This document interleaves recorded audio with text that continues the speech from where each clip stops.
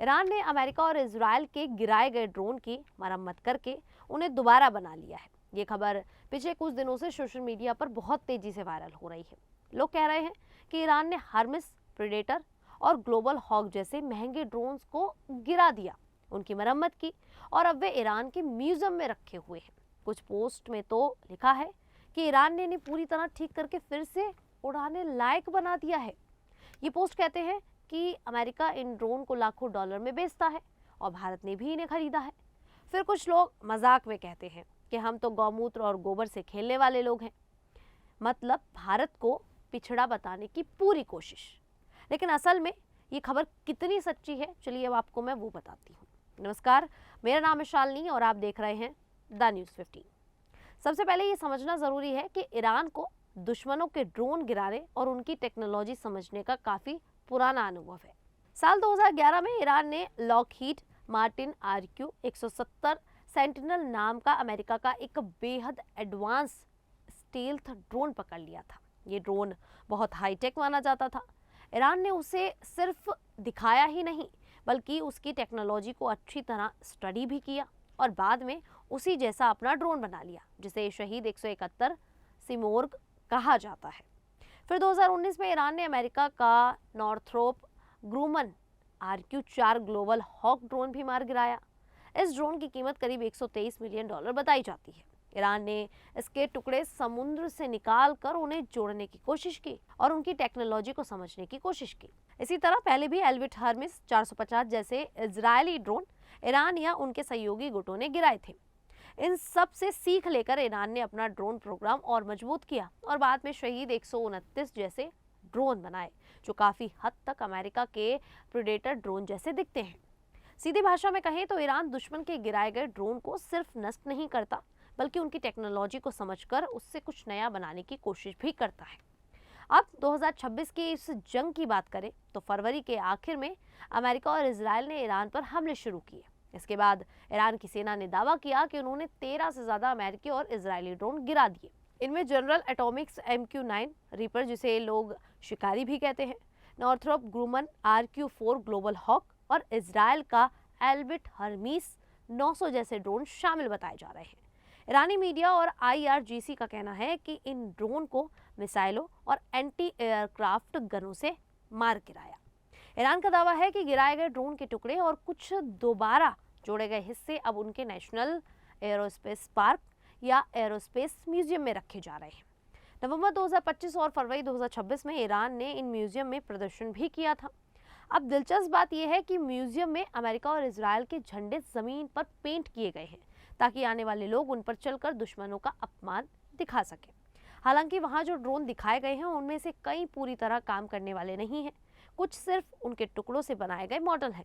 आसान भाषा में कहें तो इन्हें असली हथियार से ज्यादा प्रोपेगेंडा और ताकत दिखाने के लिए प्रदर्शित किया जा रहा है।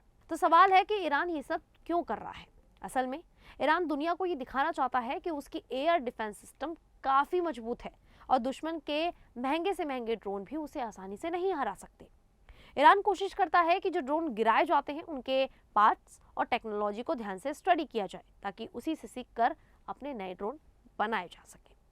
इसी वजह से ईरान के शहीद ड्रोन श्रृंखला आज दुनिया भर में चर्चा में रहती है। ये ड्रोन खास इसलिए माने जाते हैं क्योंकि काफी सस्ते होते हैं लेकिन असरदार होते हैं।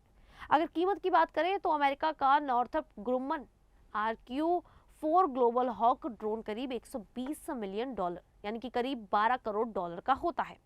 वहीं जनरल एटॉमिक्स MQ-9 रीपर जैसे ड्रोन की कीमत भी करीब 30 से 40 मिलियन डॉलर तक होती है। भारत ने भी अमेरिका से MQ-9B रीपर ड्रोन खरीदे थे। करीब 31 ड्रोन का बड़ा सौदा हुआ है, जिसे भारतीय नौसेना और वायुसेना इस्तेमाल करेगी। ये ड्रोन समुद्र और जमीन दोनों जगह लंबी दूरी तक निगरानी करने में काफी काम आते हैं, इसलिए भारत इन्हें खासतौर पर चीन और पाकिस्तान बॉर्डर पर निगरानी के लिए इस्तेमाल कर रहा है। लेकिन सोशल मीडिया पर जो पोस्ट वायरल हो रही है उनमें बात को थोड़ा बड़ा चढ़ाकर बताया जा रहा है। कई लोग कह रहे हैं कि ईरान ने गिराए गए ड्रोन को पूरी तरह दोबारा बना लिया और उन्हें म्यूजियम में पूरा का पूरा खड़ा कर दिया है। असल में ऐसा पूरी तरह सच नहीं है। ईरान ज्यादातर गिरे हुए ड्रोन के टूटे हुए हिस्से यानी मलबा दिखाता है। कुछ पार्ट्स को जोड़कर उन्हें डिस्प्ले के लिए रखा जाता है, लेकिन इसका मतलब ये नहीं है कि वो ड्रोन फिर से उड़ने लायक बना दिए गए हैं। सोशल मीडिया पर कई लोग पुरानी घटनाओं जैसे 2011 में Lockheed Martin RQ-170 sentinel drone का मामला या 2019 में Northrop Grumman RQ-4 Global hoc गिराए जाने की खबर को 2026 की मौजूदा जंग के साथ मिलाकर पेश कर रहे हैं। इससे कहानी और बड़ी और सनसनीखेज लगने लगती है। सीधी भाषा में कहें तो ये भी जानकारी की लड़ाई का हिस्सा है। ईरान चाहता है कि उनके लोग और दुनिया ये देखे कि वो अमेरिका और इजराइल के मुकाबले में मजबूत खड़ा है और उन्हें टक्कर दे रहा है। अब उस मजाक की बात भी कर लेते हैं जिसमें कहा जाता है कि हम गौमूत्र और गोबर से खेलने वाले लोग हैं। असल में ये लाइन अक्सर कुछ पाकिस्तानी या भारत विरोधी सोशल मीडिया यूजर्स ट्रोल करने के लिए इस्तेमाल करते हैं। उनका मकसद भारत को पिछड़ा दिखाना होता है, लेकिन सच्चाई इससे काफी अलग है। इंडिया आज टेक्नोलॉजी और रक्षा के मामले में तेजी से आगे बढ़ रहा है। भारत ने इजराइल से IAI हेरोन जैसे एडवांस ड्रोन खरीदे हैं और अमेरिका से जनरल एटॉमिक्स MQ-9B ड्रोन का बड़ा सौदा भी किया है। इसके अलावा भारत अपना स्वदेशी ड्रोन प्रोग्राम भी चला रहा है। रक्षा अनुसंधान और विकास संगठन का DRDO, रूत्सम UAV जैसे प्रोजेक्ट इसी का हिस्सा है, जिन पर लगातार काम हो रहा है। जहां तक गौमूत्र या गोबर की बात हो तो वो भारत में सांस्कृतिक और आयुर्वेदिक परंपराओं से जुड़ी चीजें हैं, लेकिन इसका मतलब ये बिल्कुल नहीं है कि भारत टेक्नोलॉजी या सेना के मामले में कमजोर है। आज भारत की सेना दुनिया की सबसे बड़ी ताकतवर सेनाओं में गिनी जाती है और देश लगातार नई तकनीक और रक्षा क्षमता बढ़ाने पर काम कर रहा है। सीधी भाषा में कहें तो ये खबर आधी सच और आधी बड़ा चढ़ाकर बताई गई लगती है। सच ये है कि ईरान ने पहले भी कुछ दुश्मन ड्रोन गिराने का दावा किया है और उनके टूटे हुए हिस्से म्यूजियम में दिखाए भी हैं।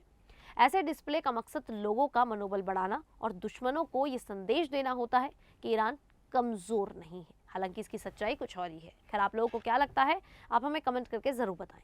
अभी के लिए इतना ही, फिर हाजिर होंगे ऐसे ही देश और दुनिया से जुड़ी बड़ी खबरों के साथ। तब तक के लिए देखते रहिए द न्यूज़ 15।